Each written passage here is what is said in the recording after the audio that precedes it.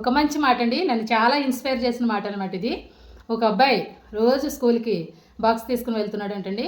Lunch టైంలో box తినేటప్పుడు ఒక్క మెతుకు కూడా వేస్ట్ అవ్వకుండా తినేస్తున్నాడంట. వాళ్ళ ఫ్రెండ్స్ అందరూ ఒక ఆశ్చర్యంగాను ఏదో వెటకారంగాను చూసేవాళ్ళంట. ఈడేంటి ఎంత పిసినారుడు, ఈడేంటి ఒక్క మెతుకు కూడా పోనివ్వడు, ఏంటి ఇంత పిసినారుతనం వీడికి అని చెప్పేసి చూసేవాళ్ళంట. అలా చూస్తూ చూస్తూ ఒకరోజు ఉండలేక, ఏంటి నువ్వు ఒక్క మెతుకు కూడా పోనివ్వేంట్రా బాబు, మరీ అంత పిసినారోళ్ళ మీరు అని చెప్పేసి అడిగారంట. అడిగితే అబ్బాయి 3 విషయాల వల్ల నేను ఒక్క మెతుకు కూడా వేస్ట్గా పోనివ్వను అని చెప్పాడంటండి. అంటే ఏమిటా 3 విషయాలు అని అడిగారంట. అంటే ఫస్ట్ వచ్చేసి మా నాన్న అన్నాడంట. మీ నాన్న? మీ నాన్న మెతుకు పడేస్తే కొడతారా అని అడిగారంట.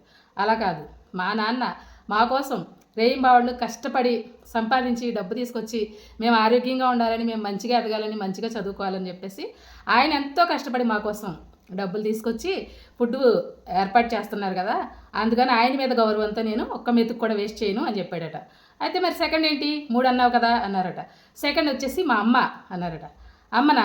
అదేంటి అంటే, అమ్మ మా కోసం తెల్లవారుజామున వేసి 7:30కి బస్సు వచ్చేస్తుంది, స్కూల్ బస్సు. 7:30 లోపు మాకు బ్రేక్ఫాస్ట్ చేసి పెట్టి, లంచ్ బాక్స్ చేసి పెట్టి, మేము హెల్తీగా ఉండాలని చెప్పేసి మాకేమో స్నాక్స్ పెట్టి, కడుపు నిండా తినాలని చెప్పేసి ఆరోగ్యంగా హెల్తీగా టైం కొండి పెడుతుంది కదా అమ్మ, అందుకని సెకండ్ వచ్చి అమ్మ అని చెప్పారట. నెక్స్ట్ మరి థర్డ్ ఏంటి అని అడిగారట.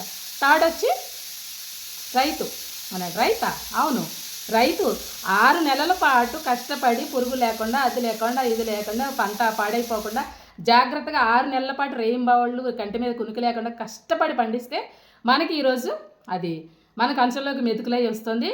ఆ రైతే లేకపోతే అసలు మనకి ముద్దే ఉండేది కాదు. అందుచేత ఆయన దగ్గరికి వెళ్ళి నేను ఎలాగూ చెప్పలేను, అందుకే ఆయన మీద గౌరవంతో నేను ఒక్క మెతుకు కూడా వేస్ట్ పోనివ్వకుండా తింటాను, మా తల్లిదండ్రులు నాకు నేర్పించింది ఇదే అని చెప్పాడంట. ఇక నెక్స్ట్ 4 వచ్చి నేను చెప్తున్నానండి.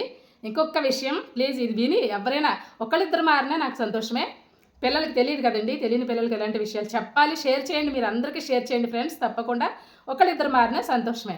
ఏమంటే ఫుడ్ ఇంట్లో మనకి వండి పెట్టిన తర్వాత ఇది బాలేదు, అది బాలేదు, టేస్ట్ లేదు, అది లేదు, ఉప్పు లేదు, కారం లేదు, నాకు అది వద్దు, నేను అది తినను అనే పిల్లలు చాలామంది ఉంటారండి. పిల్లలే కాదండి, పెద్దవాళ్ళు కూడా ఉంటారు, నేను చాలామంది చూశాను. అలాంటి వాళ్ళకి ఒకే ఒక విషయం గుర్తుపెట్టుకోమని చెప్పండి.